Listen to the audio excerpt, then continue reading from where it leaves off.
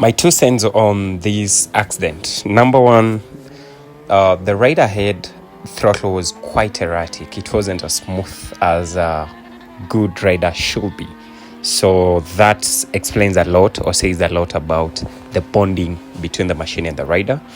Number two, I will pick and say definitely from the beginning and the exhaust of the rider whose the camera is mounted on, or the bike that the camera is mounted on, it makes the racing mentality to kick in and just throttle it out. So I'll say the mentality was, let's squeeze this throttle.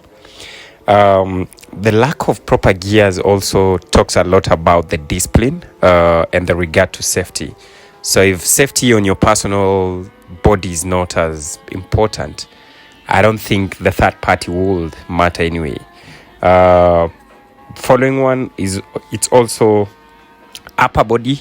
When you look at the upper body at the beginning of this ride, beginning of the video, the upper body of this rider is quite, it's swinging. Yeah, the body is swinging up and up because of the torque, and it doesn't show that comfortable and that owning of the motorcycle. Like, he's not free. He's a little bit, not as flexible.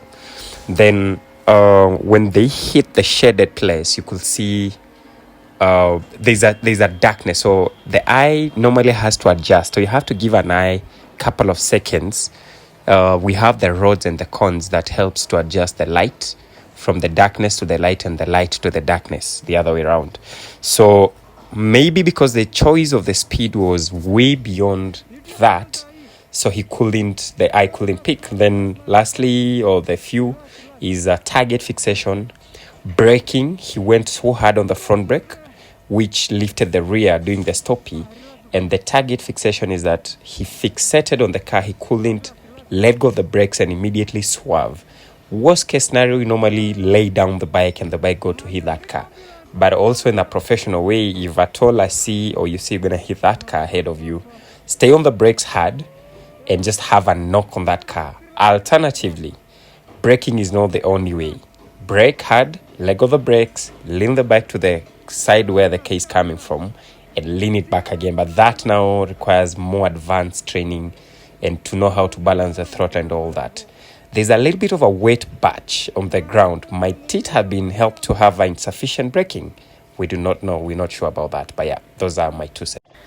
The part that the rider following from behind could hoot means he saw the car ahead starting to make the maneuver and started hooting on behalf of the rider who was involved in an accident.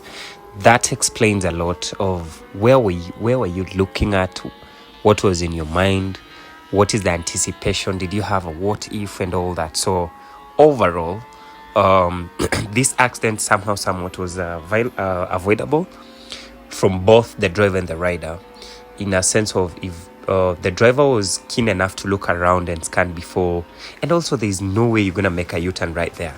But if you're gonna blame the person, as a rider, I always say I'm the one who has more control of what I should go, the speed I should do, the maneuver I should do, and all that. So hooting, that explains a lot about the anticipation and all that. So generally, those are my 2 cents on the video. List the most that I might have forgotten, and let's keep safe.